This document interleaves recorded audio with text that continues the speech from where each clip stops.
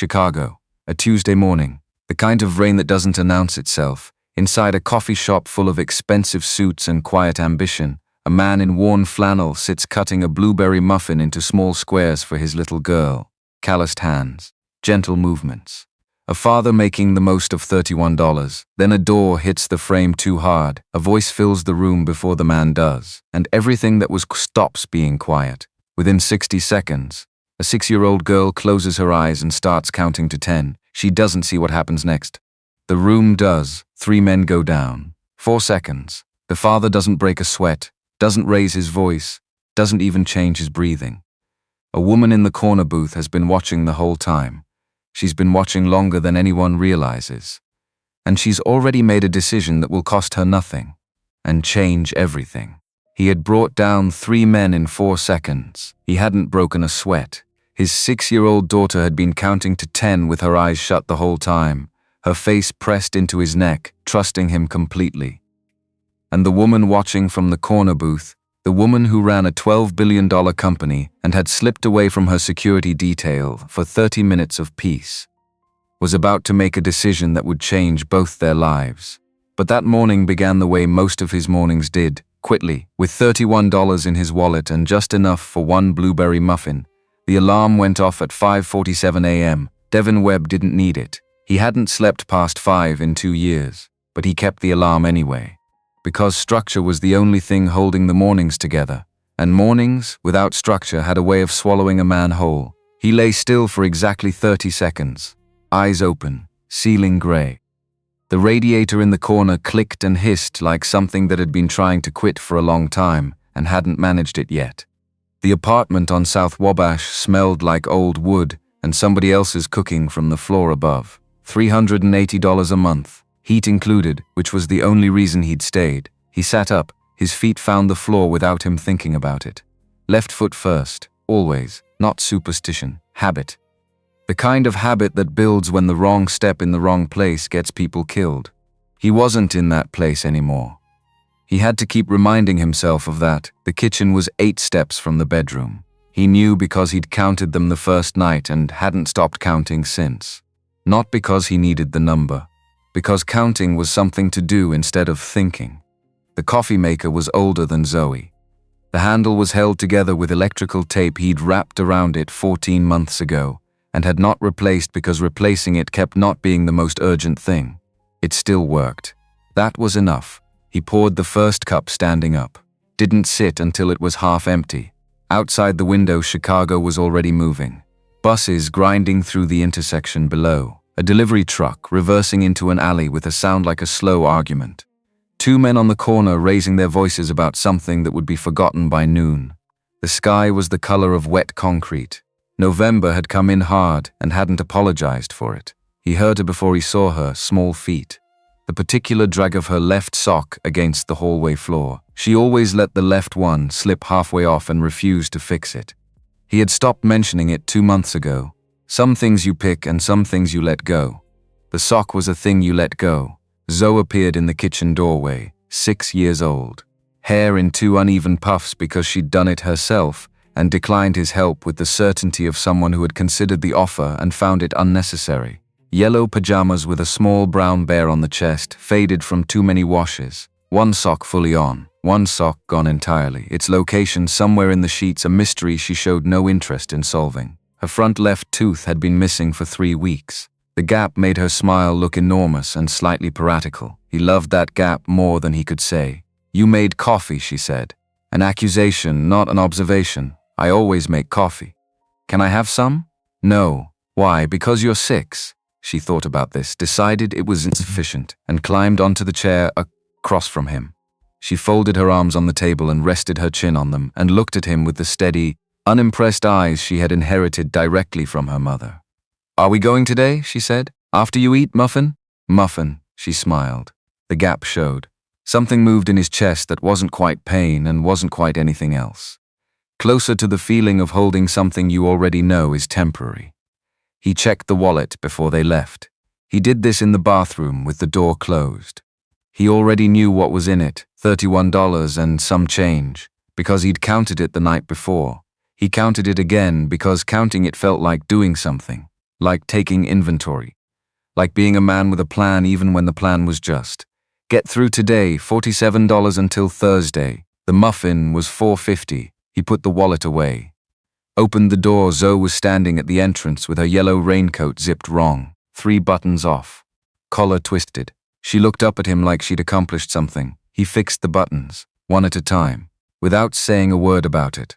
Artisan Brew sat on the corner of Wacker and Michigan, wedged between a wealth management firm and a private members club that cost more annually than Devin had made in any single year of his adult life. The sign above the door was hand-lettered in a font that communicated, "We charge $9 for a latte, and we've decided you should feel good about that." Floor-to-ceiling windows, reclaimed wood, brushed brass, music that had no words and no sharp edges. They came here every Tuesday, not because it made financial sense. It didn't. But Danielle, Zoe's mother, Devin's wife, the person-shaped absence in the center of everything, had brought Zoe here once, when Zoe was 4. Before the February morning on the Eisenhower that changed the shape of everything after it. She'd gotten a blueberry muffin and eaten it with both hands and gotten purple on her face and laughed. Zoe still talked about that muffin, so they came back, every Tuesday, because $4.50 was the cheapest way Devin knew to give his daughter something that felt like continuity. Something that said, "We were here before, we are still here. Some things don't leave." The Tuesday morning crowd was the same as always. Financial district people in good coats moving with directional purpose. Students with laptops open like barriers. A woman near the window staring at her phone with an expression that had decided to stop pretending. The barista, college age, running on not enough sleep and professional cheerfulness, looked up when they walked in. "The usual," she said. "Please," Devin said. Zoe pressed herself against the pastry case and looked through the glass like she was making a decision with long-term consequences. "The blueberry one," she said. "We always get the blueberry one," the barista said, smiling. "Because it's the best one," Zoe said. No room for debate in her voice whatsoever. They took their table. Corner booth, second from the back. Devin sat facing the door. Not a choice he made consciously, just where he sat, where he would always sit. Some knowledge doesn't live in the thinking part of a person.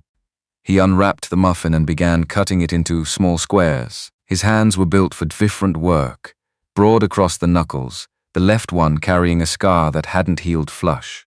But he cut carefully, moved the blueberries to the side of the plate because Zoe ate them last, always, saved for the end like a reward she'd promised herself. "Daddy, if you eat the blueberries first, does it make you smarter? That's what they say." "Who says scientists?" She narrowed her eyes. "Did you make that up?" "I would never lie to a princess." She picked up a square of muffin, held it for a moment with the seriousness of someone in the middle of an evaluation, and ate it. He watched her. The coffee went from hot to warm. He didn't notice. He was watching Zoe work through the muffin with the focused, methodical attention she brought to most things. The same expression Danielle had worn when she was concentrating. The same way of pressing her lips together. He picked up the coffee and drank before he let himself go further down that road. The woman in the corner booth hadn't moved since they walked in. Devin had clocked her on entry. He clocked everyone. Students. Professionals, the man by the door checking his watch every 90 seconds, the barista's pattern of movement behind the counter. Filed them, assessed them, moved on. The woman in the corner was the only one he returned to. She was dressed plainly, dark turtleneck. A coat that looked like it cost money only if you knew what to look for, the way good fabric holds its line without effort. Leather folio open on the table, coffee barely touched, no laptop, no phone visible. Just the folio and her eyes moving across it with the kind of focus that said, "This isn't casual reading." She looked up once, not at Devin, at the room. A quick, thorough sweep, the kind of look that had been trained into someone rather than chosen. Then she went back to the folio. Devin filed her, not a threat. He went back to his coffee. He didn't know her name yet. He didn't know she had watched him fix Zoe's coat buttons in the doorway before they came in. He didn't know she had been watching him cut the muffin, move the blueberries, position himself between his daughter and the room. He didn't know she was already asking herself, "Who is this man?"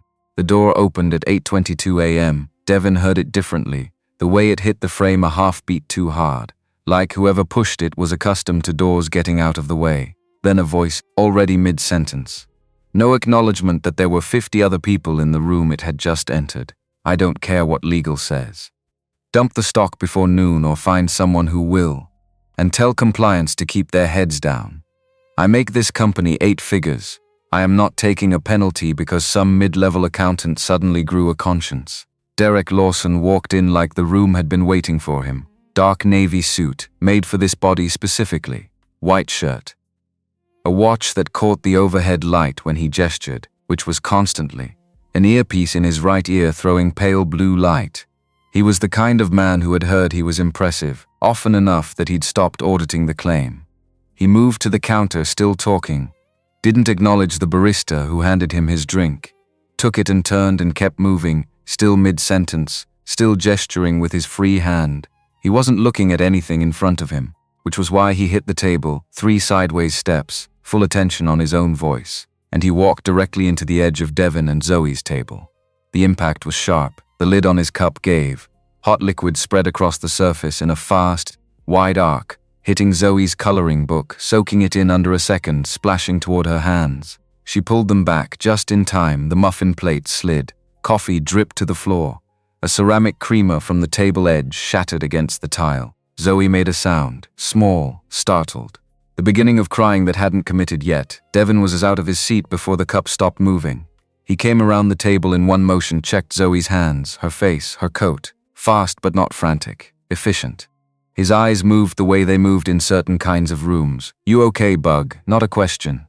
An assessment delivered gently. Did it get you? Zoe looked at her coloring book. The pages were brown and swollen. The drawing she'd been working on, a horse, he was fairly sure, though he'd never been allowed to confirm the species, was gone. My picture, she said. Her voice wobbled. Devin looked at Derek. Derek was looking at his left shoe, specifically at the 2 drops of coffee on the toe, staring at them with the focused displeasure of a man confronting a personal injury. Then he looked up at Devin, and something that might, in a different man, have become embarrassment, curdled immediately into anger, because embarrassment required accountability, and accountability required a habit that Derek Lawson had not maintained. Are you serious right now? Derek said. His voice dropped. Went private. The way it did when he was deciding something. You pushed your chair out, right into my path. Devin hadn't moved an inch. The chair was exactly where it had been when they sat down. I apologize for the mess, Devin said. His voice was level. Not cold, not warm. Level the way a long road is level. It doesn't go anywhere dramatic. It just lies there and doesn't move regardless of what you want it to do. Let me get some napkins. We'll take care of this. You're damn right you'll take care of it, Derek said. He looked at Devin the way people look at objects they're deciding whether to step over or simply step on. He took in the flannel shirt, the denim, the boots that had been resoled once and were approaching the point of needing it again. He took in the coffee-soaked table and the child sitting behind it, and the man standing in front of her who did not look like someone who had been intended for a room like this. Look at you, Derek said. The cafe went quiet, not all at once, in stages. The espresso machine stopped. The conversation at the table nearest them dropped away. The music continued, something soft and wordless, but it felt like it was coming from a different building now. You walk in here looking like you came off a work site. You take up space, you let your child make noise, and then you leave your furniture in the middle of the floor for other people to walk into. Derek's chin went up half an inch. People like me pay good money to not share space with people like you. In the corner booth, Simone Carter's hand closed around her coffee cup. She did not stand up, not yet, but her eyes were fully on the 2 men now, and something in her expression, something below the professional surface, had gone very still and very focused. Devin did not react. That was the thing that would stay with her afterward. He didn't go rigid, didn't shift his jaw. Nothing on his face moved in response to what had just been said. He stood between Derek and his daughter, and looked at the man with an expression that was entirely empty. Not the emptiness of someone holding something back. The emptiness of someone who had been in this kind of moment before. Not this room, not this conversation, but this specific point where everything is still reversible and restraint is the most demanding thing available. His chest rose, fell. Long and deliberate. We're going to go, Devin said. He turned his back on Derek completely. No performance in it. He reached down and picked Zoe up, settling her against his left side. She put her face in his neck. He reached for her coat with his right hand. Hey, The word came like something thrown. I didn't say we were done. Devin stopped. He stopped because the math had changed. A man blocking the exit while he was holding his child was a different calculation than a man saying ugly things across a table. He needed to be certain. He had to be absolutely certain before the next move. He turned around. Derek had moved into the space between their table and the door, not quite blocking it. Close enough that the intent was clear. You think you walk out of here after what just happened? I walked into your table, Devin said. I apologized. An apology from someone who can't replace what he ruined doesn't mean anything. What I want, Derek said, and he glanced around the room, playing to the audience that was already horrified by him, is for you to stand there and understand what you are in this room. What you are in general. Devin said nothing. Or maybe, Derek continued, and his voice shifted into something that was trying to sound casual. I call Child Protective Services. Have someone come assess whether this constitutes a suitable environment for a child? The word child landed differently than the other words had. Zoe pressed herself tighter against Devin's chest. A sound moved through the cafe. Collective. Involuntary. The sound of people in a room hearing something cross a line they didn't know they were all standing at until it happened. In the corner, Simone's grip on her cup tightened. Her jaw was set. One hand moved toward her phone. She did not use it. She watched. Devin closed his eyes. 1 second. Exactly one. His chest expanded, held released. The rhythm his body ran on when everything else was making noise. The discipline that lived in the space between what a person could do and what a person chose. He opened his eyes. I am going to ask you one time, he said. His voice had dropped an octave. Not louder. Heavier.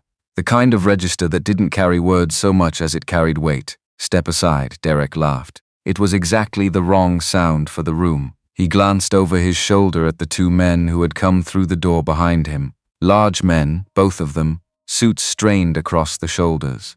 They had been standing near the entrance the whole time.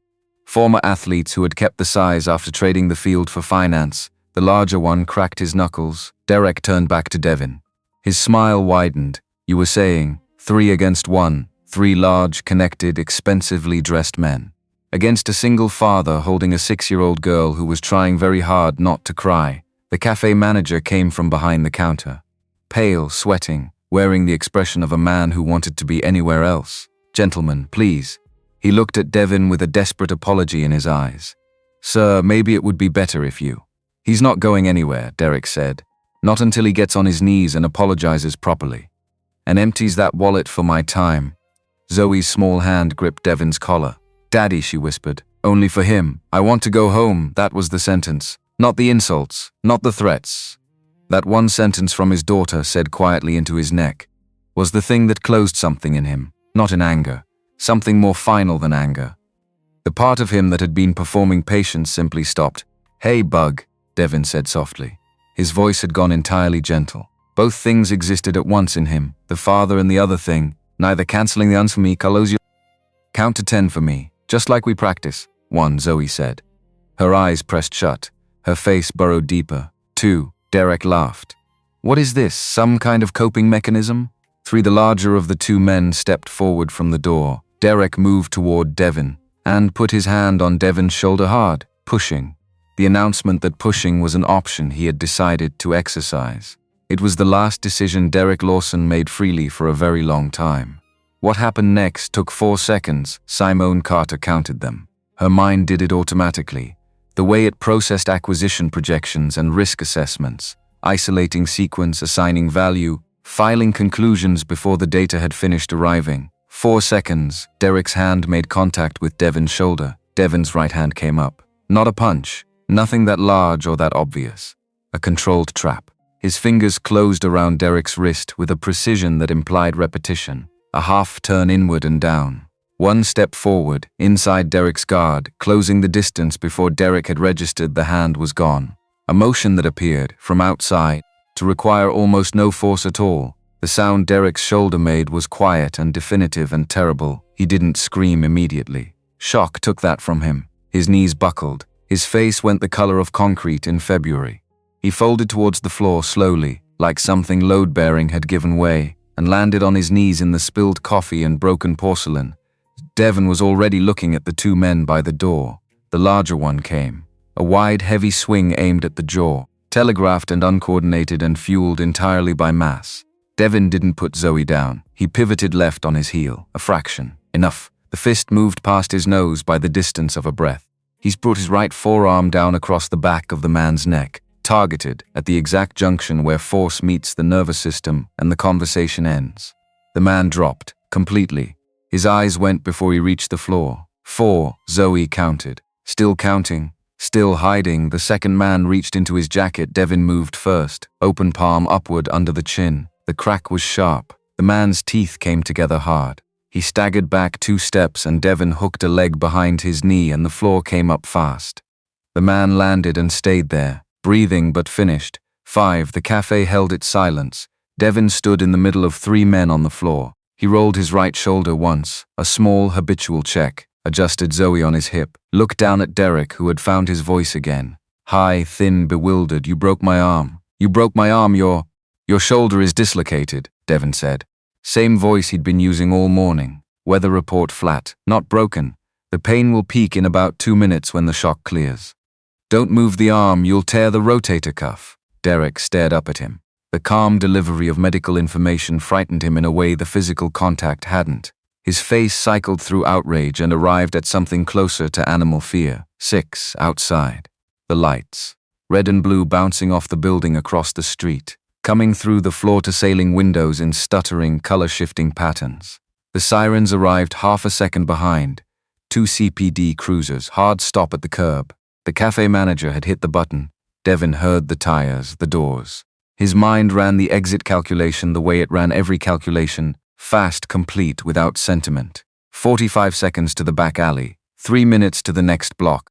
20 minutes and he was off the grid entirely. He looked at Zoe, fog still in his neck, eyes still shut, still counting, trusting him completely, the way a child trusts when they haven't yet learned that trust is something you can place wrong. He couldn't make her run. He stood still. 7, the front door opened. 4 Chicago PD officers moved in fast, hands moving toward holsters, eyes sweeping for the threat. Nobody move. Who called this in? Derek's voice rose from the floor, ragged, already reframing. Him. He attacked us, unprovoked. All 3 of us. The lead officer looked at the scene, did the math of appearances, which was always the first math and the fastest. His eyes moved to Devin, standing over 3 men, one unconscious, one clutching a dislocated shoulder, then to the child on his hip. His hand moved. Devin saw it, didn't flinch, didn't speak. He stood with Zoe against his chest and let the moment arrive. He knew what was coming. He'd been in rooms like this before. Rooms where the conclusion was already written in the first 5 seconds and evidence was something that got sorted out later. If at all, he had made his choice. The choice was Zoe, and Zoe not watching him run. 8D, then he isn't going anywhere. The voice came from the corner, clear, unhurried. The voice of someone who had never needed volume to be heard. Every head turned. The woman from the corner booth was standing. She moved through the room the way she moved through every room she entered, without announcement, without theater, but with a quiet certainty that made everything around her feel provisional by comparison. She buttoned her coat as she walked, picked up her leather folio. Her heels made a precise, deliberate sound on the tile. Like punctuation, she stopped in front of Devin, looked at him, then down at Derek. 9, Zoe whispered. Mr. Lawson, the woman said. Derek blinked up through his pain. Who what? Derek Lawson, she said. VP of Acquisitions at Meridian Equity. She said it the way you say the name of something you are in the process of removing. The lead officer stepped forward. Ma'am, I need everyone to. She turned to him, reached inside her coat, produced a slim black card holder and held it open at eye level. The officer looked at what was inside it. Something in his posture recalibrated, a subtle but complete shift, the kind that happens when authority in a room redistributes itself suddenly and the body understands before the mind catches up. The other 3 officers felt it too. My name is Simone Carter. I am the founder and CEO of Simone Carter Capital. This building is currently under acquisition by my holding company, she gestured, one clean, economical motion, at Derek and the 2 men on the floor. These 3 individuals assaulted my head of executive security, in front of his child. Unprovoked, she paused for one beat. He was performing his duties. Devin looked at her. She didn't look at him, but the smallest tilt of her chin said, follow my lead. I have this. He didn't know this woman. had not exchanged 10 words with her before today. His training had built a clear rule about trusting strangers offering exits. But he looked at Zoe, and he looked at the absolute, unperformative stillness of the woman standing between him and 4 armed officers, and something in him made a decision that wasn't strictly rational. He said nothing. He stayed still. I have the complete incident on my private security feed, Simone continued. I expect all 3 of these men to be charged with assault, battery, and child endangerment. She's lying, Derek said from the floor. His voice had stripped down to something raw. She doesn't know him. He's nobody. He came in off the street. 10. Zoe opened her eyes. She looked at Devin first, then at Simone, then at the officers and the men on the floor, taking it all in with the systematic thoroughness of a child who has been counting and is now catching up on what she missed. Then she looked at Simone. Simone looked back at her. Something passed between them in that exchange, quick and unguarded and entirely outside the logic of the rest of the room. And Simone's expression shifted for one unprotected second into something that wasn't CEO and wasn't calculation and wasn't anything professional at all. Then it was gone, the lead officer. 23 years on the force, built like a man who had stopped being surprised and was simply processing, holstered his weapon, looked at the room, made a decision. Get them up, he told his team. He looked at Derek. Sir, you have the right to remain silent. I'd start exercising that. Derek was still talking, still insisting. His voice had gone thin and desperate, stripped of everything that had been in it 40 minutes ago, when he'd walked through the door like he owned the building. Devin watched them handle Derek without expression, and then he looked at Simone. She was already looking at him, not with triumph, not with performance, with the same calm, direct attention she'd had in the corner booth. My car is in the loading zone behind the building, she said, low enough that it didn't carry. The press monitors the police bands. They'll be here in under 3 minutes. She glanced at Zoe. If you want to keep her away from cameras, we need to go now, he looked at her.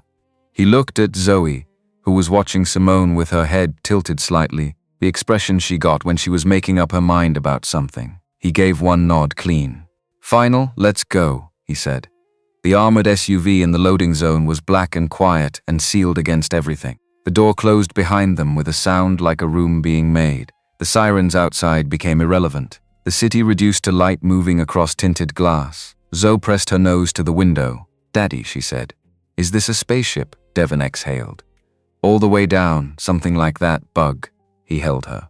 Watched her discover the interior, the white leather, the soft light, the water bottles in the console, with the complete restorative wonder that children bring to things that are simply new.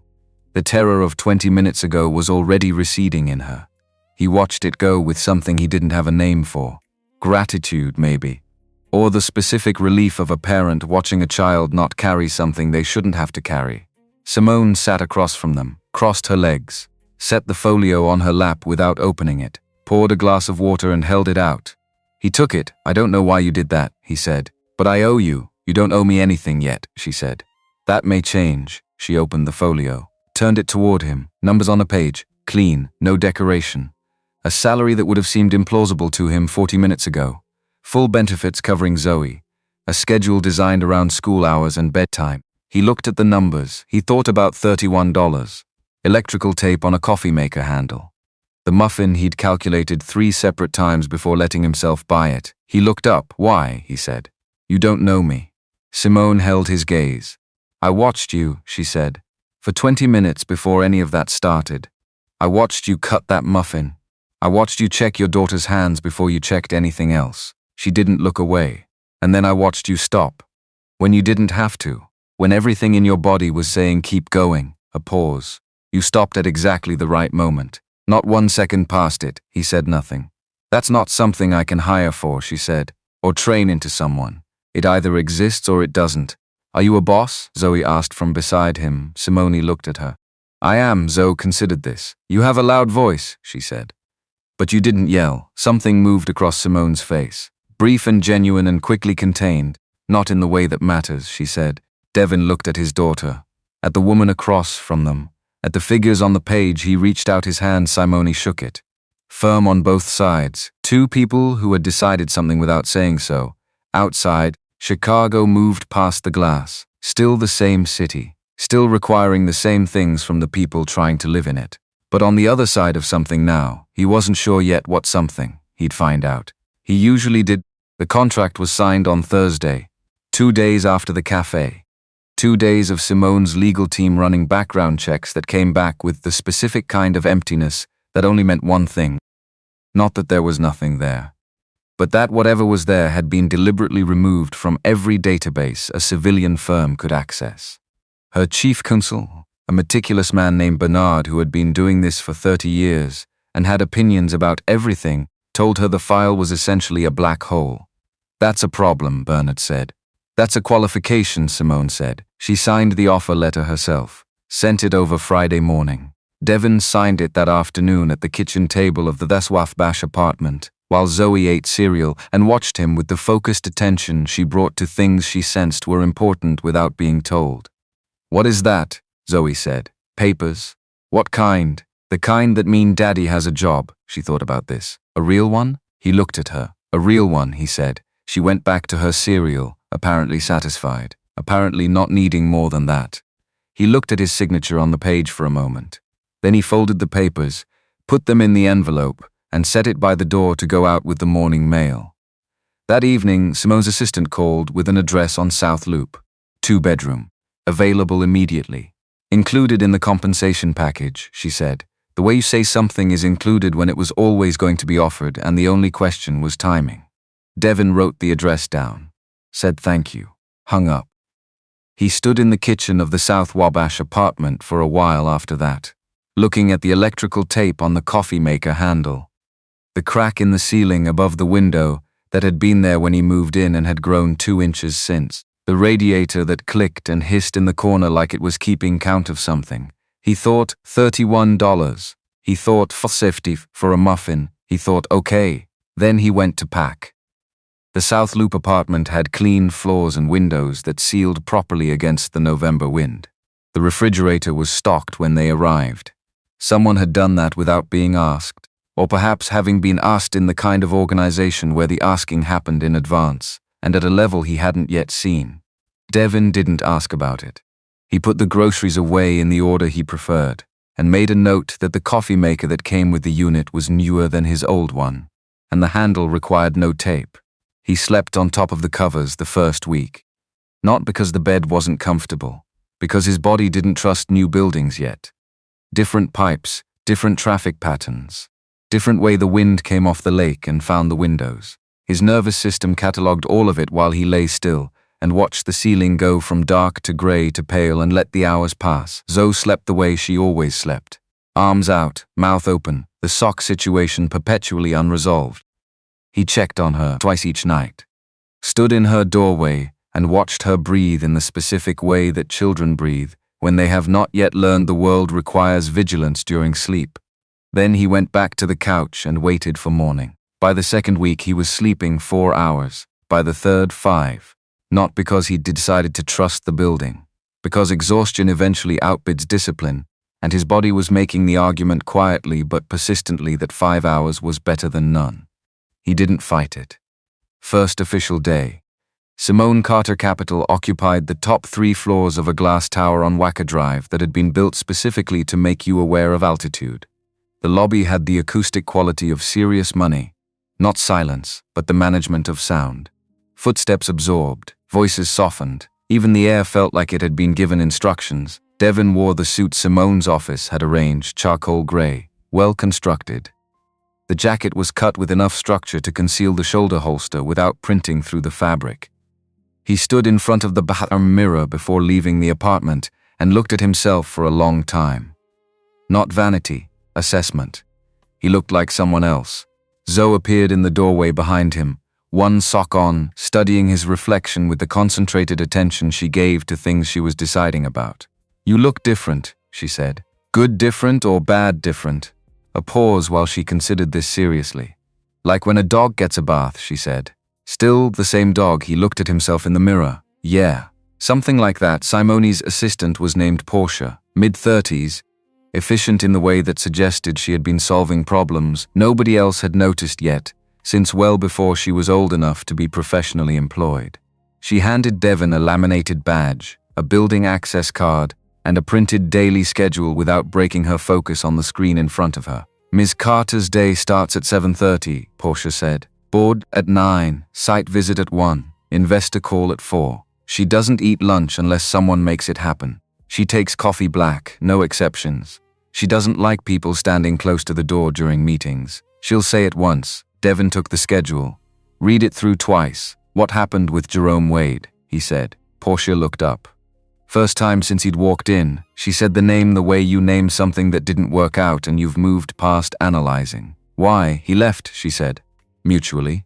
She looked back at her screen. The conversation had ended. Devin looked at the floor plan Portia had included with the schedule. All 3 levels, conference rooms labeled, emergency exits marked, camera positions indicated with small circles. He studied it for 11 minutes standing at the edge of her desk. Then he put the papers under his arm and walked into the building.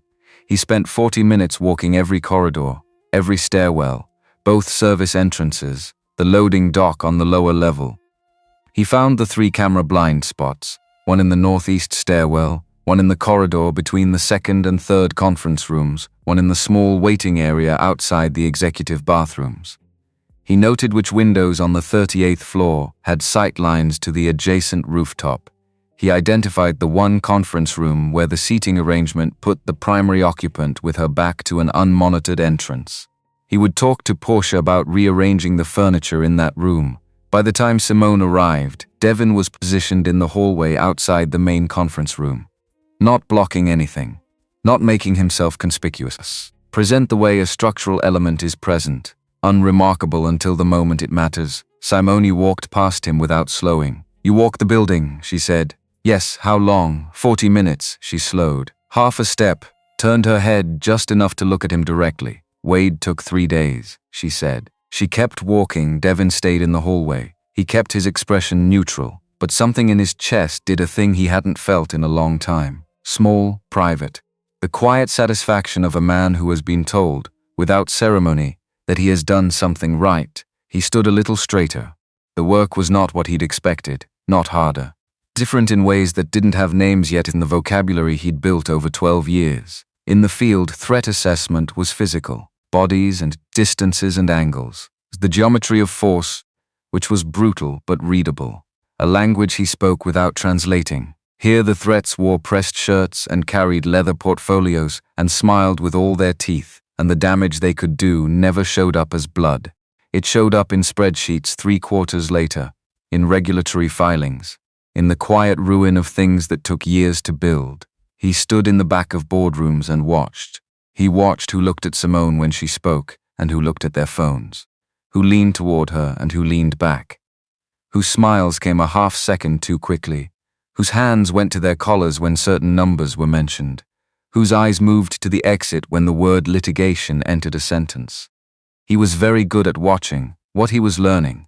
Slowly, by immersion, the way you learn a language when you have no choice, was which signals indicated danger and which were just the ordinary dishonesty of people competing for position. In his previous world, dishonesty had a body you could locate in space. Here it was ambient. It was in the air. It was the air.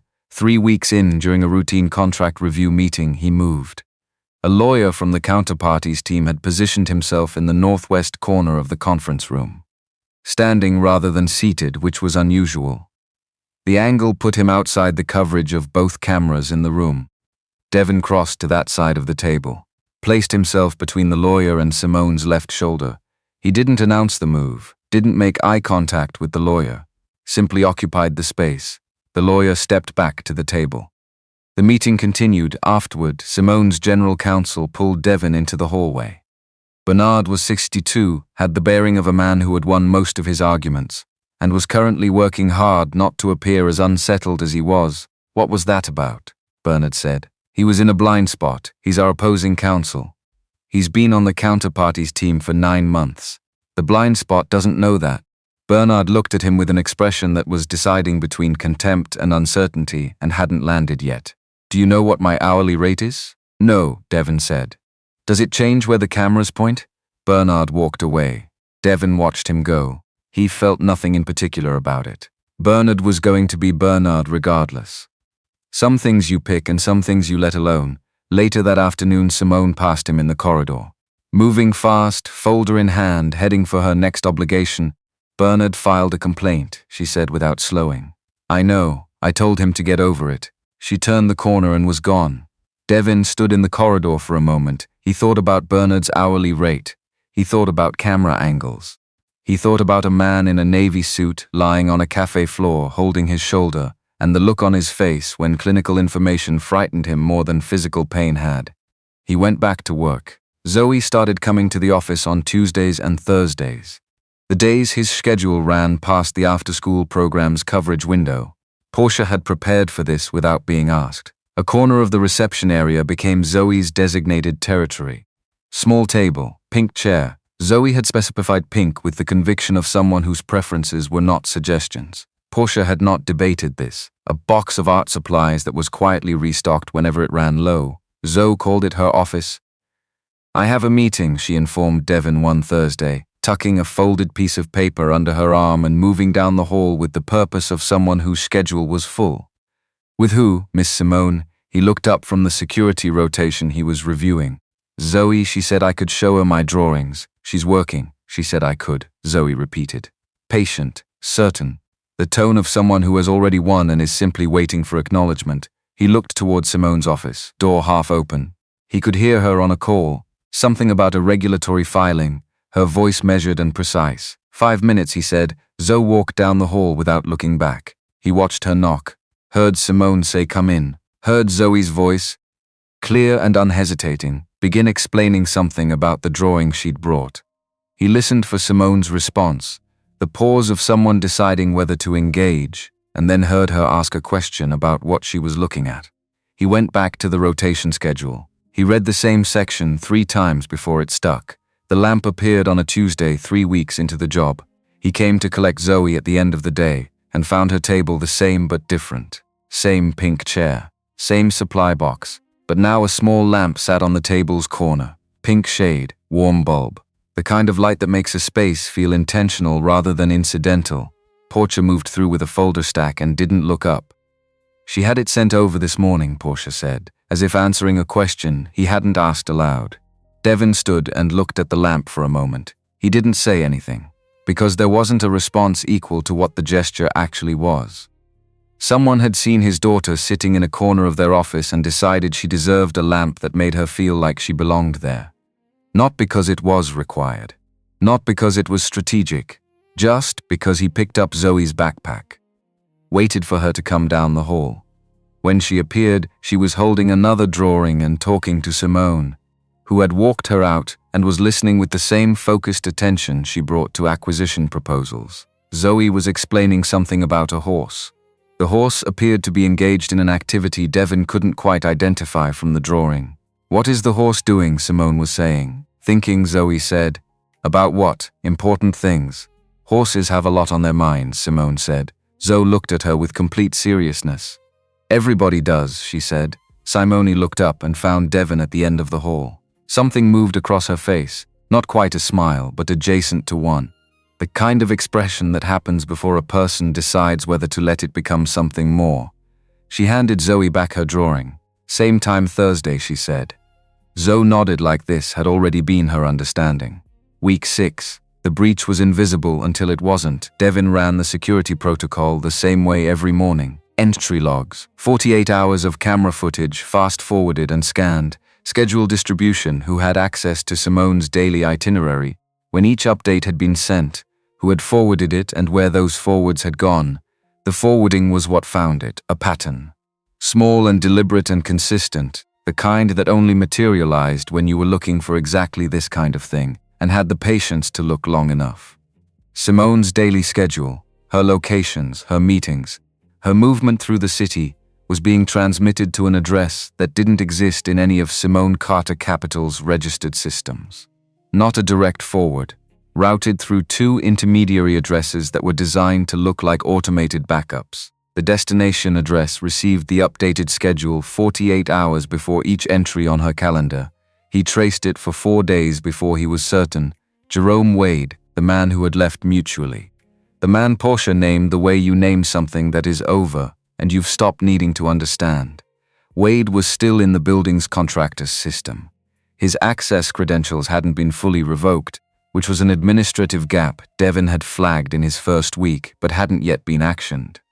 Wade used a legacy login to access the scheduling system twice a week, pulling the updated calendar before the gap was noticed in the morning rotation. Devin didn't bring it to Simone immediately. His training had a rule about accusations that outran evidence. In this world, he'd learned fast, noise was expensive. You didn't say a thing until you could say it completely. He spent 2 more days building the documentation. Then he made one phone call to a contact in the city's private investigations community. A retired police detective named Marcus Powell, who specialized in digital forensics, and owed Devin a favor from a previous life that neither of them discussed in detail. Powell confirmed the destination address traced to a device registered under a shell account tied to Wade's personal email, 4 pages of documentation, printed. Filed in a folder, then Devin went to find Jerome Wade. The parking structure on Lower Wacker was exactly the kind of place that existed in the gap between the city's official version of itself and whatever operated underneath. 3 levels of concrete, uneven lighting, the kind of acoustics that moved sound sideways. Devin had been tracking Wade's pattern for 10 days. Thursdays, mid-morning, Wade came to the building on what Porsche's records showed as an expired consultancy arrangement. He parked on B3. He was there for between 40 and 60 minutes. He did not appear on any active visitor log because someone had failed to remove his parking validation code from the building's automated system, another gap. Devin had flagged that one too. He was waiting by Wade's car when Wade stepped off the elevator. Wade saw him immediately, stopped walking but didn't step back. The response of someone who had been expecting this and had spent time deciding how to handle it. "Webb," he said. "You've been forwarding her schedule," Devin said. Wade looked at him for a moment. Then he leaned back against the car behind him, crossed his arms, and let out a breath that sounded less like relief and more like a man setting something down that had been getting heavier. "I didn't have a choice," Wade said. "You had one. You haven't been in this city long enough to know what Lawson's network looks like from the inside." Wade held his gaze. Even with Lawson sitting in county waiting for arraignment, especially then, the people underneath him don't disappear because he got arrested. They get more motivated. They came to you 6 weeks before you got hired. Said my consulting contract would be terminated and my name would get attached to some irregularities in the Meridian security logs that weren't mine, but would be very difficult to disprove. Wade's jaw moved. "I have a daughter at DePaul, junior year. 2 years left." Devin said nothing. He understood the math completely. Understanding it didn't change the math. "Who are you sending it to?" he said, "a coordinator." "Someone I don't have a name for. I send to an address. I get a response from a different one. I've never spoken to anyone directly. Who runs it?" Wade was quiet. Not the quiet of someone who didn't know. The quiet of someone deciding whether what came next was survivable. "There's a man named Gerald Okafor," Wade said finally. "CFO of Meridian Equity." Was CFO. He wasn't arrested with Lawson because Lawson's name was on everything visible and Okafor made sure his wasn't. Wade looked at the concrete floor. Lawson was the operation. Okafor is the architecture. He's been building it for over a decade. Quiet, patient. He doesn't make moves that can be traced back. "But you're tracing him back right now," Devin said. "I'm telling you what I know because you already know enough to end my career and I'd rather be the one talking than the one being talked about." Wade looked up.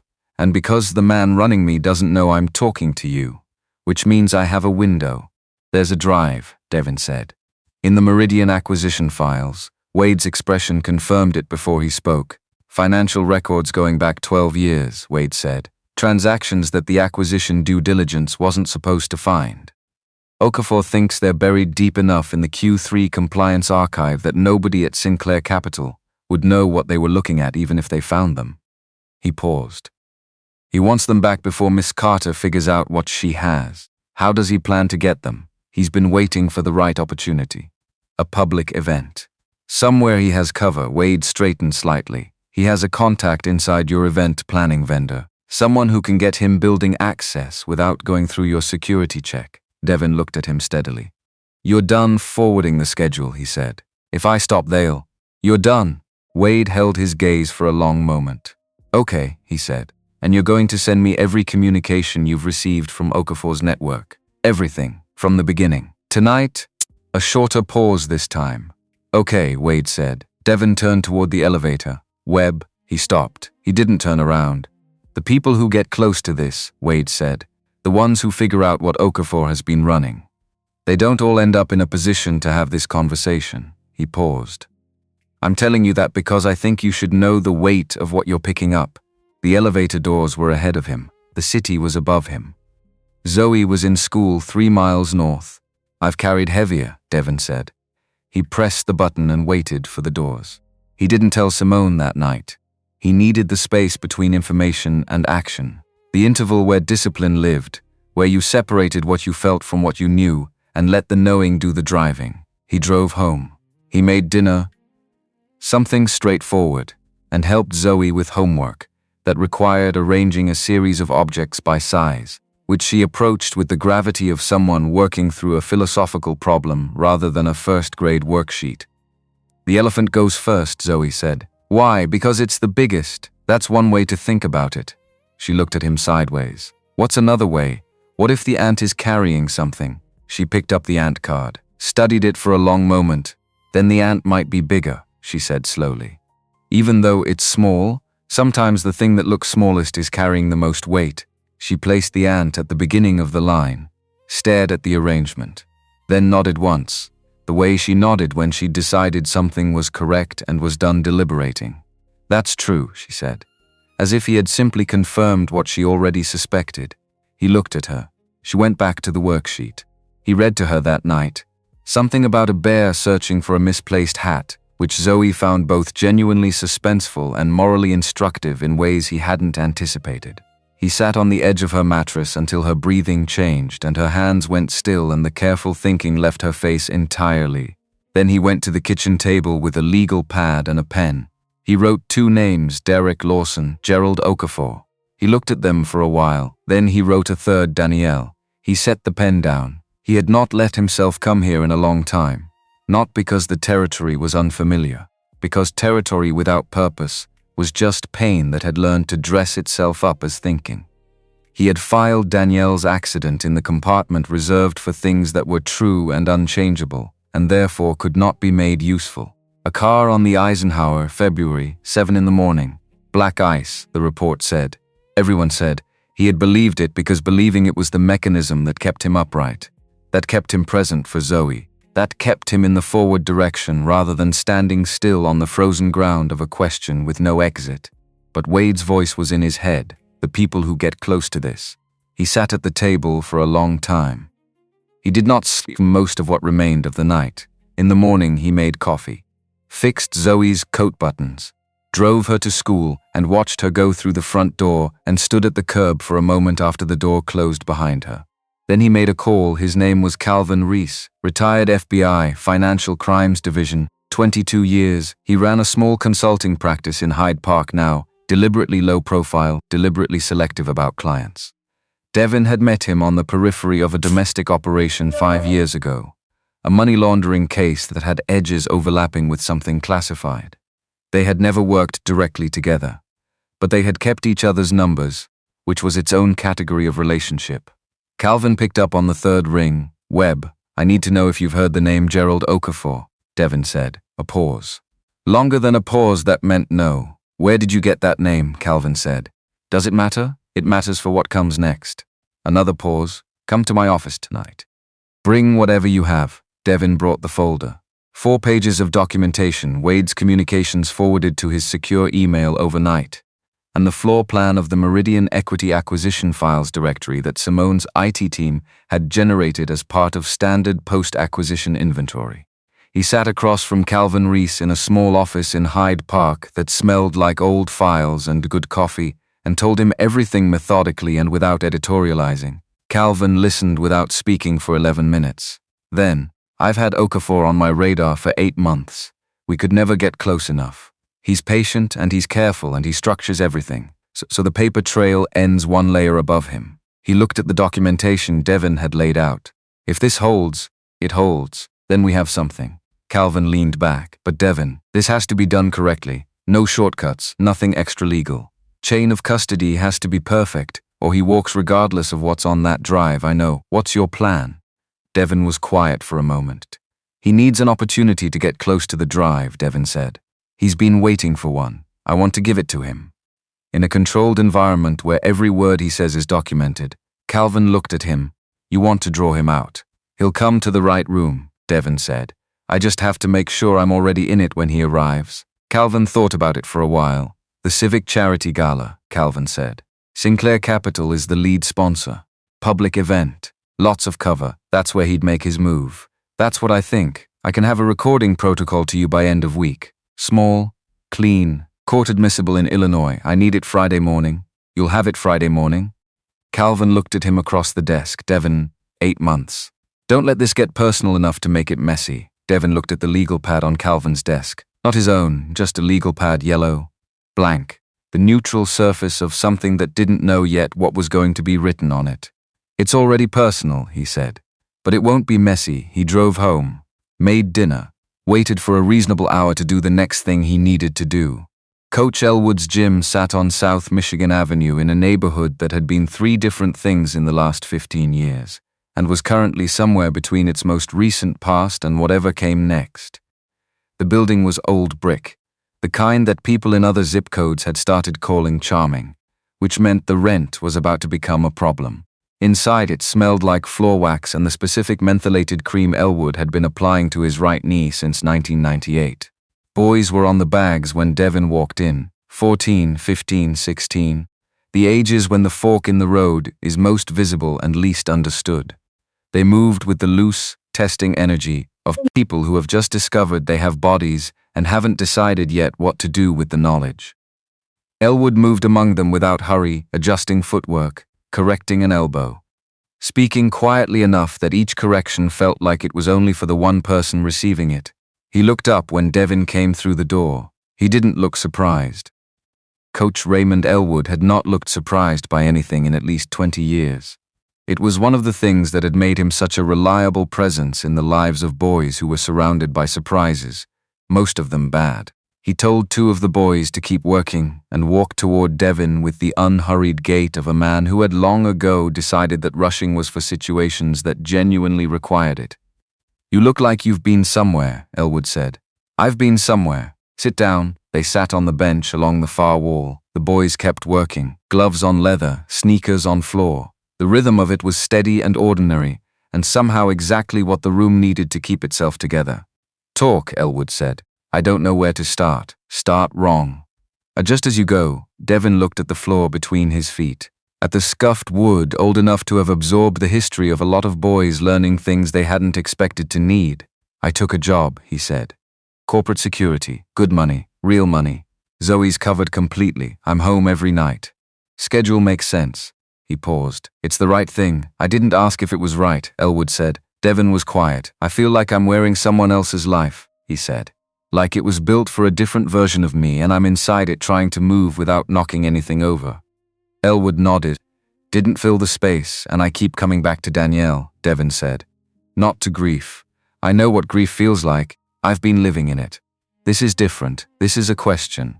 Whether I moved forward because I was ready or because I needed to believe I was ready. Because those aren't the same thing. No, Elwood said. They're not. There's something else, Devon said. I know, Elwood said.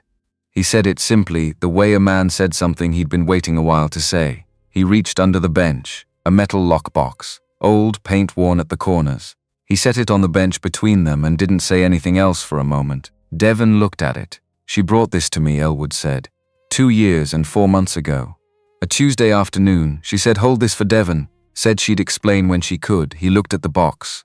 She didn't get the chance. The gym kept its noise around them, gloves, feet, the city outside the high windows, the sounds of things continuing. She came here scared, Elwood said. Not the loud kind, the quiet kind, the kind that knows making noise makes things worse. Devon's hands were in his lap. He reached out and opened the box. Inside, a white envelope. His name in Danielle's handwriting, the handwriting that always climbed uphill when she was writing fast.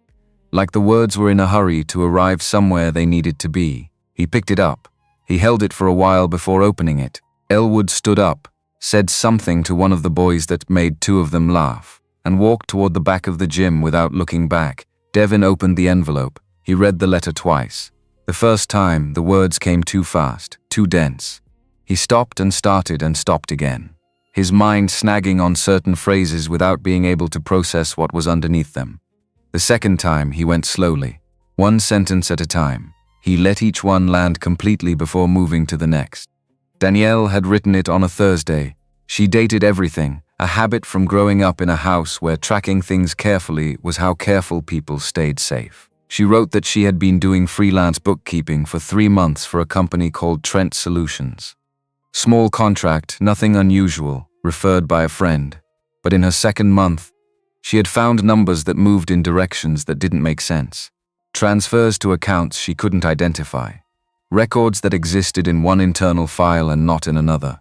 She had pulled on the thread.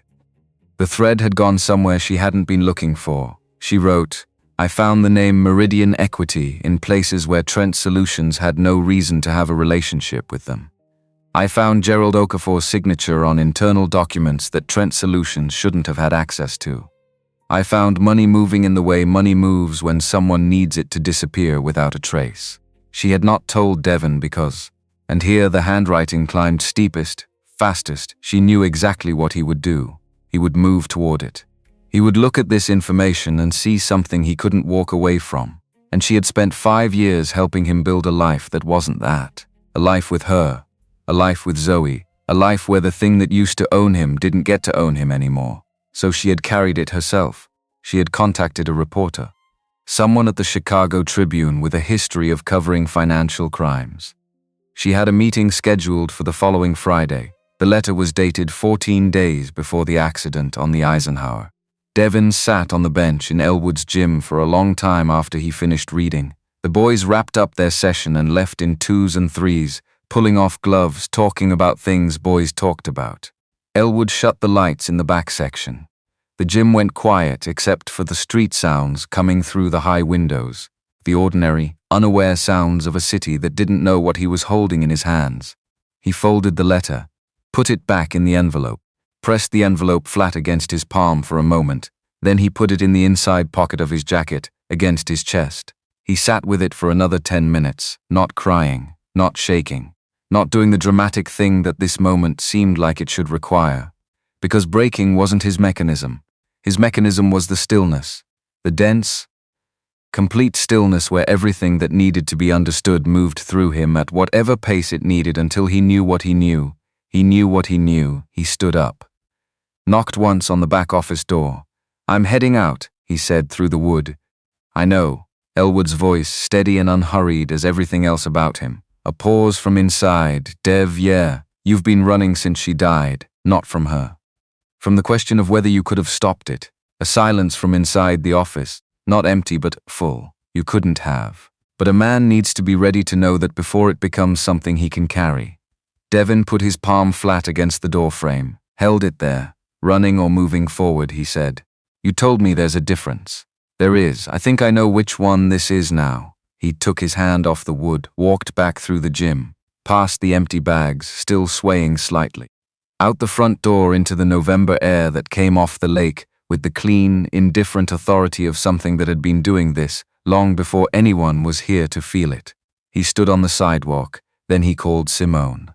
She answered on the second ring. "Devon, I need everything in the Meridian acquisition files," he said. "The complete intake documentation. Everything that transferred to Sinclair Capital when the deal closed." He paused. "Tonight." A silence. The specific quality of a silence from someone who is recalibrating based on new information. "Are you all right?" she said. "I need the files, Simone." A shorter silence. "Come to the office," she said. "I'll have Portia pull everything." He hung up. He stood on South Michigan and let cold move through the charcoal suit. The city went about itself around him. Cars, voices, someone's music thinning out from a passing window. Above him the clouds moved across the buildings in the direction the wind was taking them, steadily, without looking back. He thought about Danielle writing that letter on a Thursday. He thought about the handwriting going uphill. He thought about 14 days. Then he stopped looking backward. Because backward was a direction with no destination anymore. And there was something ahead that had been waiting long enough. He walked to his car. Her name was on page 47, not in a heading, not in bold. Just a line in a risk assessment memo, the kind of document that existed specifically to communicate a problem without using the word problem. Meridian Equity letterhead, internal distribution only, dated 26 months ago. Re-external bookkeeping contact, D-Web, Trent Solutions contract. Recommend immediate contract termination and information containment review. Devin read it 3 times. The first time his eyes moved too fast, and his brain caught up a half-second behind. The second time he read each word separately, the way you read something in a language you know but weren't expecting to encounter. The third time he read it, and his hands were completely still on the table, and his breathing was the 4-count, and his face gave nothing to the room at all. He set the page down. Simone was watching him. She had been watching him for the last 30 seconds. He could feel the quality of her attention the way you feel directed light. Specific, steady, landing somewhere. There, he said. She looked at the page. She read it. The silence that followed had weight. Devin, she said, I'm fine. I didn't say you weren't. He looked at her. She looked back at him with the direct, undecorated attention that he had come to understand was her version of being fully present. No management, no performance. Just here, occupying the same truth as him without trying to reshape it into something easier. Who signed the memo? He said. Simone turned to her laptop, pulled up the document metadata. Read Gerald Okafor, she said. The name sat in the room between them. Devin had known it was coming. He'd known since the parking garage on Lower Wacker, when Wade said it the way you say the name of something with real gravity. But knowing something was coming and having it arrive were different rooms. You prepared in one, and you stood in the other, and the standing was always different from the preparing. He was standing in it, now. He's on the gala guest list, Devin said. Not a question, Simone was already pulling it up. She scrolled.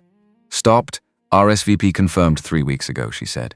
Then she checked the date against the acquisition timeline. Her expression didn't change, but something in her eyes went precise and cold.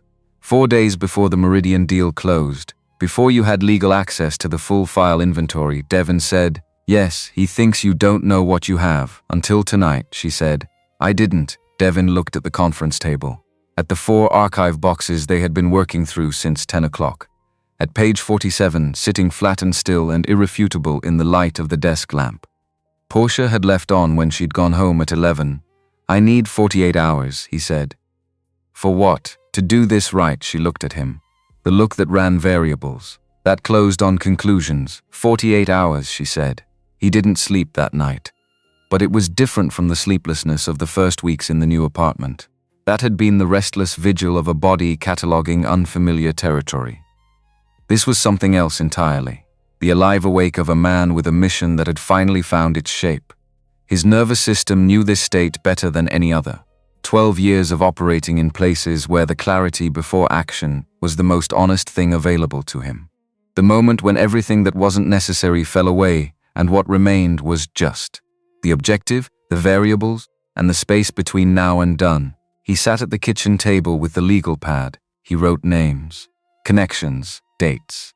He drew lines between things and crossed out the lines that didn't hold weight and redrew them differently. He thought about what he had and what he needed and what the distance was between the two. What he had, the memo with Okafor's signature. Wade's documented communications with Okafor's network. The drive in the Meridian acquisition files, confirmed that afternoon by Simone's IT director, sitting exactly where Wade had said, in a folder labeled Q3 Compliance Archive 2019, the most deliberately boring label available, and Calvin Reese. 8 months of parallel investigation, waiting for the piece that would make everything else usable. What he needed, Okafor's own voice, his own words confirming what the documents implied. In a room where those words could be recorded under conditions that made them admissible. The plan built itself the way plans built when you stopped trying to force them and let elimination do the work. He crossed out the approaches that required Okafor to be somewhere he wouldn't go. He crossed out the ones that depended on variables he couldn't control. What remained was simple. Not easy, simple. Okafor was coming to the gala because he believed the path to the drive was clear. He believed Wade was still feeding him information. He believed no one at Sinclair Capital understood what they were sitting on. Every one of those beliefs was wrong, but Okafor didn't know that yet. And the space between what he believed and what was true was exactly large enough for Devin to stand in. He picked up his phone at 6 in the morning and called Calvin Reese. Calvin answered immediately, which meant he'd been awake already, which meant he'd been thinking about this too. Talk, Calvin said. Devin talked for 9 minutes. Calvin listened without interruption. When Devin finished, there was a silence that lasted long enough to mean the other man was doing the same elimination process on his end. The operational room adjacent to the ballroom, Calvin said finally. He'll head there when he thinks he has a window. That's where the building's internal systems are housed. He'll be looking for a network access point to locate the drive remotely before he tries to move physically. Then that's where I'll be, Devin said. You understand that anything he says in that room has to be him volunteering it. You cannot induce, threaten, or misrepresent your authority. I know you have no law enforcement standing. I know that too. So why does he talk to you? Calvin said, not skeptically. Working through the logic, because I'm going to give him the choice, Devin said. Full information and full understanding of his position. And then I'm going to let him decide. People in his position don't confess to being cornered, Calvin said. They negotiate. Then I'll listen to his negotiation. A pause. The recording protocol will be on your phone by Friday morning, Calvin said. Admissible in Illinois, clean chain of custody. I'll have 2 agents outside the building in plain clothes. A pause that carried something more than logistics. Devin, 8 months I've been building toward this. Don't let what this is to you personally make it into something it can't be legally. Devin looked at the legal pad, at Danielle's name in his own handwriting. It won't be messy, he said. I need more than that. It will be done correctly, Devin said. Every step, because anything less means he walks. And I am not doing this to watch him walk. Calvin was quiet for a moment. Friday morning, he said. The protocol will be there. Devin set the phone down. He made coffee. Stood at the window and watched Chicago come back to itself in the gray November dawn. The lake somewhere beyond the buildings, making itself felt in the temperature of the air without being seen. He thought about Danielle writing a letter on a Thursday and putting it in an envelope and carrying it to a gym on South Michigan because she knew that whatever was coming next, her husband needed to find it on his own terms. He thought, I found it. He thought, okay, he thought, let's finish this. Friday morning, he told Simone, 7:30, her office before anyone else arrived. He sat across from her and told her everything in the order it mattered, without editorializing, without loading the facts with what he felt about them. The memo, Danielle, Calvin Reese and his 8 months of parallel investigation, the plan for the gala. All of it. When he finished, Simone was looking at him with an expression he hadn't seen on her before. Not the CEO, not the calculating look. Something underneath those things that was costing her something to hold in its current shape. I need to tell you something, she said. He waited. When I was doing due diligence on the Meridian acquisition before the deal closed, I found a reference in an internal risk memo to an external bookkeeping contact. The memo recommended contract termination and what it called a containment review. She held his gaze. The contact was identified only by a last name, Webb, and a first initial. The office was very quiet. I didn't know, she said. Not then, not who it was, not what it meant. The memo was one of 400 documents in the compliance review, and the name meant nothing to me at that point. She looked at the window for a moment, came back. I made the connection 3 weeks after I hired you. When I was going back through the full acquisition file and I saw your name on the employment contract next to the same last name in the compliance memo. Devin looked at her. You knew, he said. I knew something, she said. Not all of it. Not the shape of it. She didn't look away. I knew enough to know you deserved to reach the truth yourself. That if I pushed it toward you before you were ready to receive it. She stopped, started again. You needed to find it in your own time. Through your own path. I made a judgment call that wasn't mine to make. The room's quiet. Devin turned this over. He thought about what it would cost to be angry about this. What it would get him. He ran it like a calculation and came out the other side of it in about 30 seconds. You hired me knowing there might be a connection between Meridian and my wife, he said. I hired you because you were the right person for the position, she said. Both things are true. They don't cancel each other. No, he said after a moment. They don't. He looked at the window, at the city doing what the city did every morning, indifferent and necessary and already moving. I'm sorry, Simone said, for the part that was mine to control. Specifically that part. He looked at her. I know, he said. And he meant it the way you mean something when you've run it all the way through and found that the person in front of you made an imperfect call for a reason you can actually hold in your hand and understand. Saturday, he said. Saturday, she said. He stood. I need to walk the gala venue today. Portia has the access codes. She'll send them now. He moved toward the door. Devin, he stopped. I'm going to need you to tell me what you need from me tonight, she said. Not just security-wise. All of it. Whatever this requires from Sinclair Capital's position, legal, logistical, whatever Calvin Reese needs us to do. I want to know. He turned back. I'll have a full brief to you by 4 o'clock, he said. 4 o'clock, she said. He walked out. He spent 5 hours at the Millennium Grand. The venue had been running this event for 19 years and had the efficient, impersonal competence of a place that had done something enough times to stop being impressed by its own logistics. Devin moved through it the way he moved through every space that was going to matter. Systematically, without hurrying, letting the building tell him what it wanted to tell him. He walked every entrance, both service corridors, the kitchen passage that connected catering staging to the ballroom's east side. He identified the 3 locations with no camera coverage, a 12-foot gap in the corridor connecting the main ballroom to the operational room, a blind spot near the coat check on the ground level, and a section of the service stairwell between floors 2 and 3. He reviewed the catering staff list against the vendor's standard roster and found 4 names added in the last 72 hours. He ran them through the building access system and found that one of the 4 had a credentials mismatch. The name on the staff list didn't match the name on the building pass. He flagged it to the event coordinator and had it corrected before noon. The operational room was what he'd expected. Small, warm, tucked behind the ballroom's east wall. Audio board, lighting control panel, 4 security monitors showing the building's camera feeds, a landline. A folding table, with someone's half-eaten lunch from earlier in the week still on it. He cleared the table. He placed 2 chairs in the room, not across from each other at confrontational distance, angled slightly. The way chairs sit when 2 people are going to talk rather than argue. He placed the recording device Calvin's courier had delivered that morning in the upper left corner of the room, behind the audio board, where it sat against a section of wall the color of the device's housing. He tested it twice from the doorway. Green light, steady, clean signal. He put a piece of tape the color of the surrounding wall over the light. Then he stood in the room for a moment.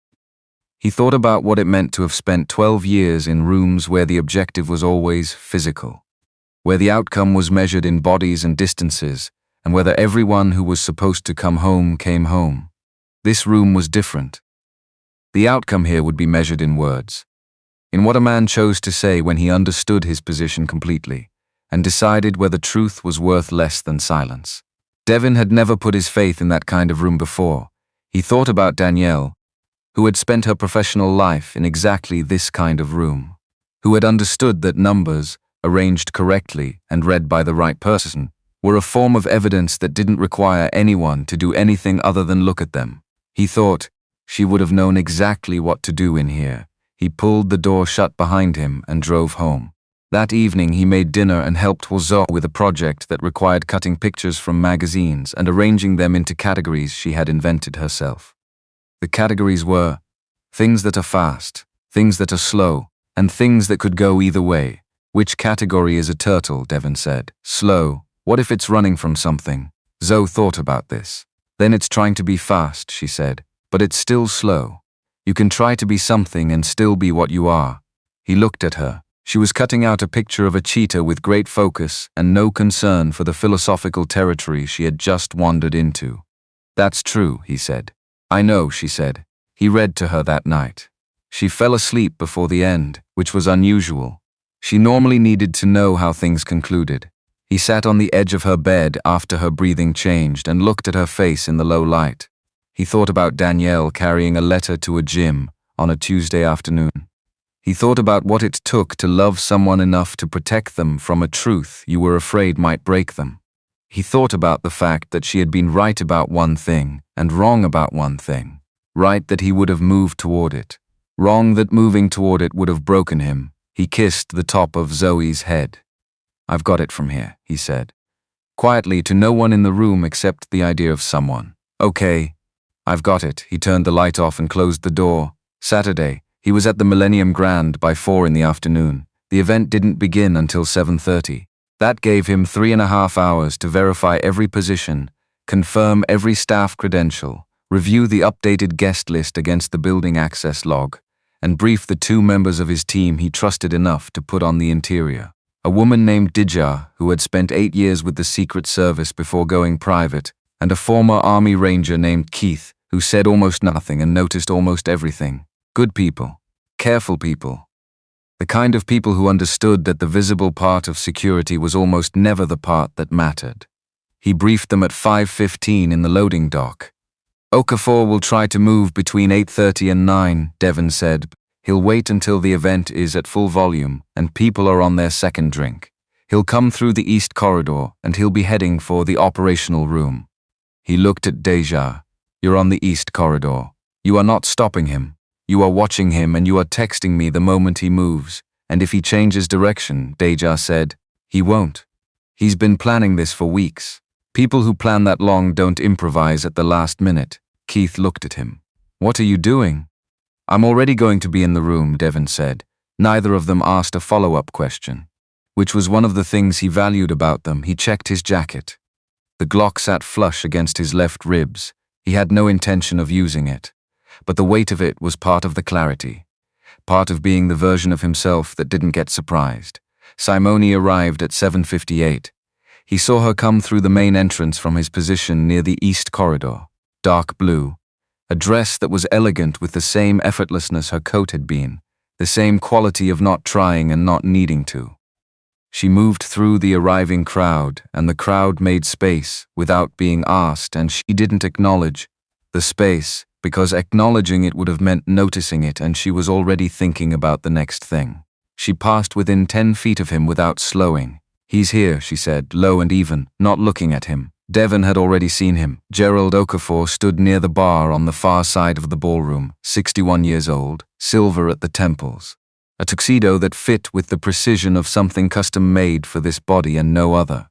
He held a glass of water, not drinking, just holding, the prop of a man who wanted to look settled while his attention was doing something entirely different. Okafor's eyes moved through the room with the systematic efficiency of someone running an assessment. Not socially, not casually. He was checking. Looking for confirmation that the pieces were where he'd been told they'd be. He was looking for signs that the path was clear. Devon let him look. He stepped back into the east corridor and became part of the wall. He watched Okafor work the room, handshakes, brief exchanges, laughing at the correct moments with the practiced ease of someone who had spent decades perfecting the performance of being unremarkable at exactly the right times. At 8:47, his phone buzzed, one word from Deja. Moving Devon was already gone. The operational room was dim and warm. The audio board threw its pale green instrumentation light across the left wall. The security monitors ran their silent loop, the ballroom from above, the entrance from outside, the east corridor, the service stairwell. 4 quiet screens showing a party that didn't know it was the backdrop for something else. Devon sat in one of the 2 chairs.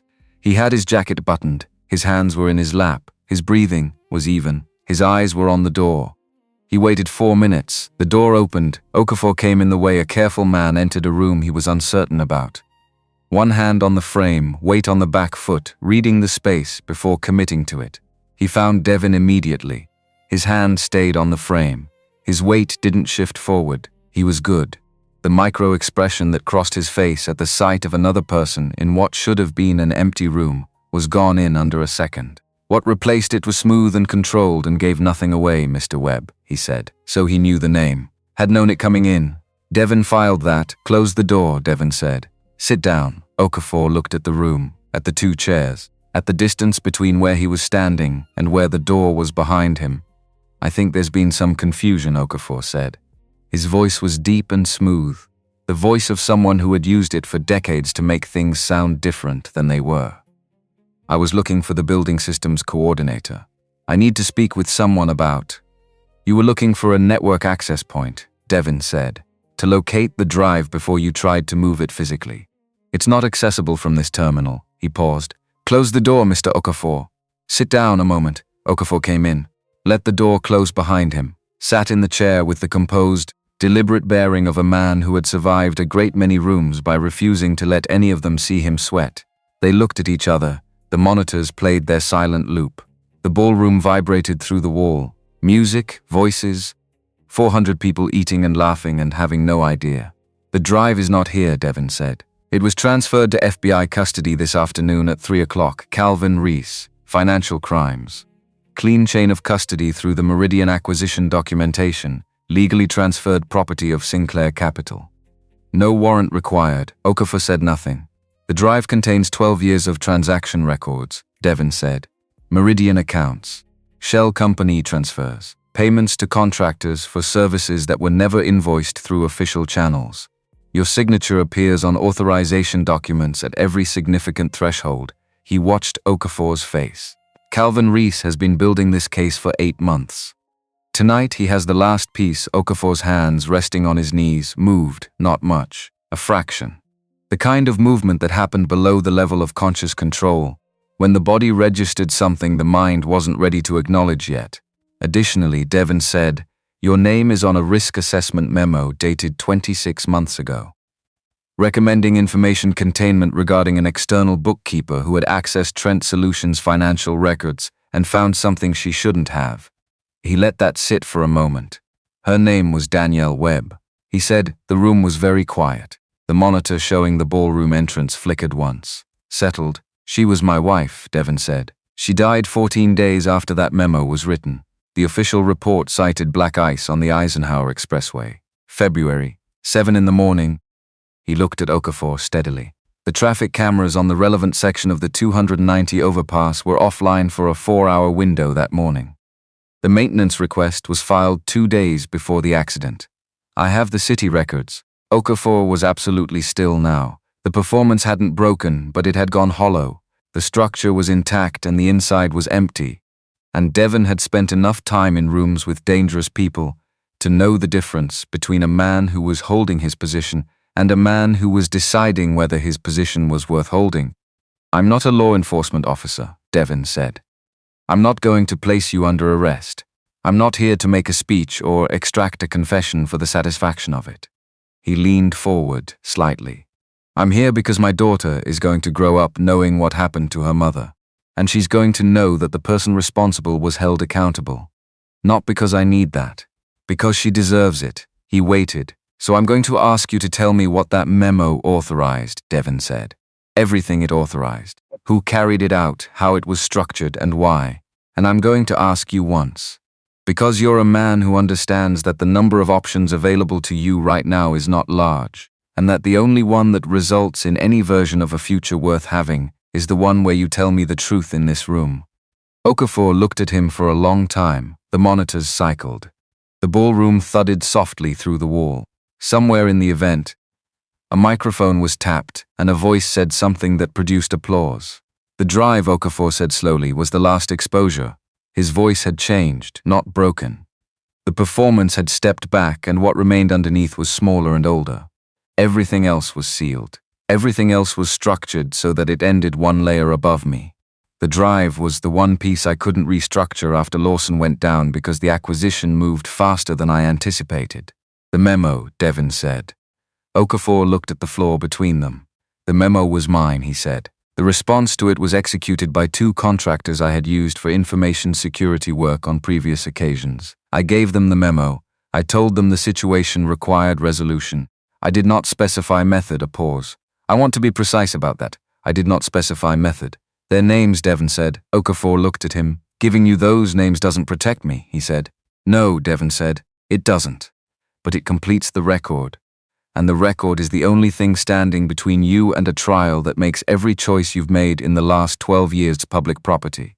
A silence that took a long time to resolve itself. Then Okafor gave the names. 2 of them, clearly, with the flat, spent precision of a man who has decided that a particular version of the fight is finished. Not surrender, calculation. The calculation that a man like Okafor made even when the variables had turned entirely against him. What is the best available outcome from this position, and what does it cost to reach it? Devin let him talk. He asked 4 more questions. About the Trent Solutions contract specifically. About the timeline between the memo and the Eisenhower. About the maintenance request for the traffic cameras. Okafor answered 3 of them fully and 1 in fragments that were still enough. When he finished, the room held its quiet. Calvin Reese is in the building, Devon said.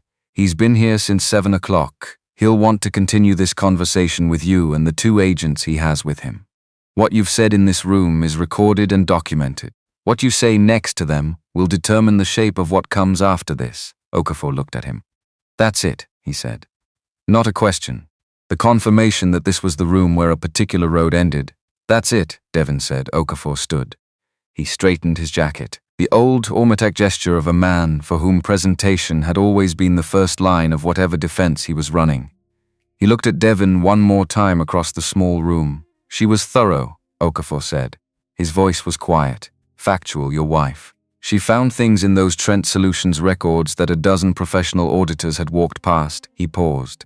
I want you to know that I understood, when I read the memo, what kind of person she was. Devon looked at him. Don't, he said. Don't tell me what you want me to know about her. There's nothing you can offer me on that subject. Okafor closed his mouth. He walked to the door, opened it, walked into the corridor where Calvin Reese was standing with 2 people in plain clothes, who had the particular quality of people who were exactly where they had planned to be. The door closed behind them. Devon stayed in the room. He sat in the chair for a while. The monitors played their loop. The ballroom kept its distance through the wall. The recording device blinked its covered light in the corner. He thought about Danielle. He thought about a Thursday and a letter written in uphill handwriting and a Tuesday afternoon trip to a gym with a metal lockbox. He thought about 14 days and a 4-hour window in the traffic camera system. He thought about the shape of a question he had been carrying for 2 years without knowing he was carrying it. The question had an answer now. It didn't put anything back. It didn't undo the February morning. It didn't give Zoe her mother or give Devon his wife or give back any of the days that had passed since then. None of those things were in the room, but the question was closed, complete, finished in the way a thing was finished when you could finally see its whole shape from outside it. Instead of living in the dark at its center, he stood up. He put the chair back where it had been. He picked up the recording device and put it in his jacket pocket. He straightened his jacket, and he walked out of the room. Simone found him in the east corridor 11 minutes later. She was alone.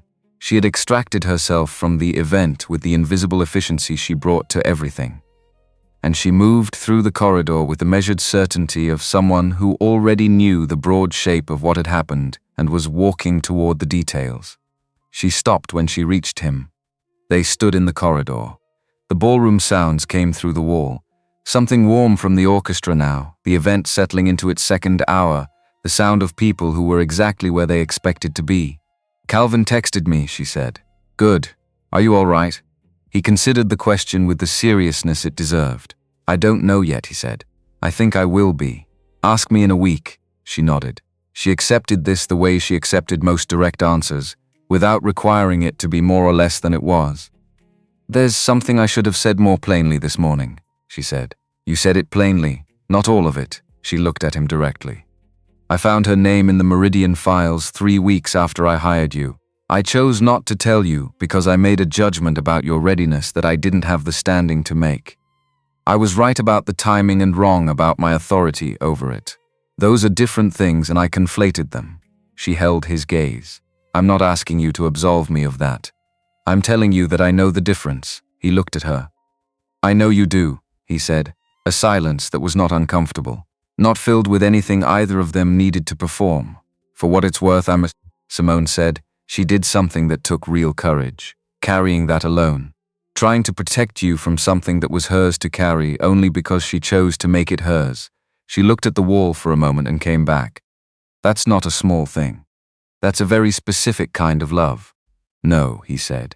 It isn't small. He looked at the corridor floor, at the dark industrial carpet that had absorbed the footsteps of a lot of events that mattered to the people in them and meant nothing to the floor. She would have liked you, he said. He hadn't planned to say it. It arrived without announcement and felt true as soon as it was out. She liked people who said what they meant and didn't use extra words doing it. Simone was quiet for a moment. That's the kindest thing anyone has said to me in a long time, she said. He looked at her. She looked back at him, and in the east corridor of the Millennium Grand, with the orchestra playing through the wall, and 400 people on the other side of it, and the night running its course outside, something happened that didn't have a name and didn't need one. The kind of thing that didn't announce itself and didn't ask permission and existed in the space between two people who had been through something real together and were standing on the other side of it in the same corridor at the same moment. Not a beginning, not a declaration, just a recognition, the quiet acknowledgement that some things were worth staying for. Go back in, he said. You have people who came to see you. I do, she said. I'll be on the door. She turned toward the ballroom. Simone. She turned back. He looked at her across the corridor. Thank you, he said. For giving me enough room to find it myself. She held his gaze for 2 full beats. You found it, she said. I just didn't take the room away. She walked back into the event. He stood alone in the corridor, just him and the sound through the wall and the specific unfamiliar lightness of a man who has set down something he'd been carrying. So long he'd stopped feeling the weight of it, feeling instead the absence, the strange, clean, disorienting absence that was its own kind of arrival. He straightened his jacket, chucked the room one more time with his eyes, went back to the door. 3 weeks later, Saturday morning, South Loop, the November light had gone. December had arrived. December arrived in Chicago, not asking, just appearing one morning with shorter days and a cold that came off the lake with the casual authority of something that had been doing this longer than the city had existed. The light came into the kitchen sideways now, pale and thin and making the most of its limited hours. It lay across the floor in long narrow panels and moved slowly as the morning developed, and had no interest in being hurried. Devin had made coffee. The machine was the one that had come with the South Loop apartment. Good handle, no tape required. He noticed this every morning with a gratitude that was private and uncomplicated and his. He was at stove when Zoe came in, one sock on, left one half off, dragging the yellow pajamas which had been washed enough times now that the bear on the chest had faded to a suggestion of a bear, an idea of a bear in principle.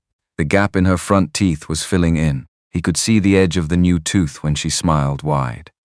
Another few weeks and the gap would be gone entirely. He was not ready for that. He understood this was irrational. He had decided to be irrational about it for exactly as long as it lasted. Is she here yet? Zoe said. 10 minutes. Zoe climbed onto her chair and put her chin on the table and looked at the front door with the patient intensity of someone for whom 10 minutes was a concrete and manageable interval she intended to experience fully. The knock came at 9 o'clock exactly. Simone Carter was among her other qualities, precisely on time. Not early in the way that imposed, not late in the way that communicated priority. On time in the way that said, your morning matters and I'm not taking any of it from you. She came in with a paper bag from the bakery 2 blocks over, blueberry muffins, 3 of them. She set the bag on the counter and looked at the coffee situation. Black, Devin said. Obviously, she said. He poured it. She sat down at the table across from Zoe, who had been watching her arrival with the focused attention she reserved for things she had decided were important. Zoe produced a piece of paper from somewhere. She had been holding it since she woke up, apparently, tucked alongside her as she ate cereal, treated with the care of something that had been prepared for a specific presentation. I made this for you, Zoe said, sliding it across the table. Simone took it and looked at it with genuine attention. Not the performed appreciation of an adult humoring a child. The real thing. Tell me what I'm looking at, she said. It's 2 people, Zoe said. And a horse? I can see the horse, Simone said. What's the horse doing? Watching, Zoe said. What is it watching? Zoe looked at the drawing, as if this were a question she was considering for the first time. The 2 people, she said, making sure they're okay. Simone looked at the drawing for a moment longer than she needed to. I like this horse very much, she said. Zoe smiled. The gap showed. Last few weeks of that smile. Devin looked at it and stored it the way you stored things you knew were going to change. He put 3 mugs on the table, sat down, unwrapped the muffins and began cutting them the way he always cut them. Small squares, blueberries moved to the side of the plate. His hands did it without requiring thought. The task so familiar now that it had become something else, not habit, something closer to ritual. The small repeated acts that accumulated into the texture of a life. He was halfway through the second muffin when he understood what was different. He was sitting with his back to the kitchen doorway. Both entrances were behind him, the hallway, the front door. He was facing the table and the window and the winter light and the drawing of a horse, watching two people and his daughter's gap-toothed smile. He had sat down without thinking. He hadn't positioned himself, hadn't assessed the room, hadn't done any of the automatic, tireless, 12 years deep calculation that had been running in the background of every moment since before Zoe was born. He had just sat. He held the knife and looked at the muffin and felt the weight of that, the enormous, quiet, unremarkable weight of it. The thing that looked, from the outside, like a man sitting in a kitchen on a Saturday morning. Daddy, You stopped, I know. What are you thinking about? He looked at his daughter, at the sock that was once again engaged in its slow departure from her foot, at Simone across from her, coffee in both hands, looking at the drawing of the horse with the small, private expression she got when something had landed somewhere real. Nothing much, he said. Zoe studied him with the penetrating skepticism of a 7-year-old who had known him her entire life. You're thinking about something, she said. Maybe, he said. A little. Tell me. He thought about it. I was thinking that some mornings are better than others, he said. And this is a good one. Zoe considered this answer, weighed it, found it acceptable. Because of the muffins, she said. Partly the muffins. She looked at Simone. He thinks the muffins are the best part, I heard him, Simone said. She met his eyes over Zoe's head. Something in her expression had the quality of the East Corridor, of standing in the same space at the same moment and not needing to name it. The muffins are excellent, Simone said. But I think he might mean something else. Zoe looked between them. Grown-ups, she said, with the comprehensive dismissiveness of someone who had watched adults complicate simple things her entire short life. She picked up a muffin square, moved a blueberry to the side to save for last. Ate outside. Chicago did what Chicago did. The lake pushed its cold through the streets, and the city moved inside it, and the morning kept going in the way mornings kept going, without ceremony, without announcement, one moment becoming the next and the next becoming the next, after that. Inside the kitchen, Zoe started counting her blueberries, one by one, with the thoroughness of a person who believed that exact numbers mattered. 11, she announced. Good number, Simone said. It's a prime number, Zoe said. That means nothing goes into it evenly. It just stays itself. Devon looked at her. Where did you learn that? He said. Miss Simone told me. He looked at Simone. She was looking at the drawing of the horse, the small expression again. There and then not there. It seemed relevant, she said. He looked at the blueberries on Zoe's plate. 11 of them, arranged by some internal logic he couldn't read. He thought about prime numbers. About things that stayed themselves regardless of what went into them. About the particular kind of integrity that wasn't stubbornness but was something else. The deep, structural refusal to be divided into something other than what you were. He thought about Zoe, who had lost her mother at 4 years old, and had cried exactly once in front of him since, and had otherwise simply continued being the most specific and irreplaceable version of herself that he had ever encountered. He thought about Danielle, who had carried something alone out of love, and had found the time, in the middle of being afraid, to leave a letter that said, "When you're ready, here it is." He thought about himself, a man who had spent 2 years learning that the hardest thing available to him was not the thing he'd been trained for but this. The ordinary, unrepeatable Saturday morning, the muffin, the sock, the blueberries being counted one by a girl who had decided that exact numbers mattered and wasn't wrong, he thought. This is the thing I almost didn't let myself have, he thought. I'm glad I stayed. Zoe finished counting. She looked up. Daddy, she said. Yeah, Bug, I love Saturdays. He looked at her, at the gap in her front teeth that had only a few weeks left, at the sock, half gone again, at the drawing of a horse standing watch over 2 people on the table between them. Me too, he said. And he meant it the way he hadn't meant anything ordinary in 2 years. Completely. Without reservation, without the waiting underneath it, just completely. He picked up his coffee, the morning kept going, and for the first time in a very long time, he let it.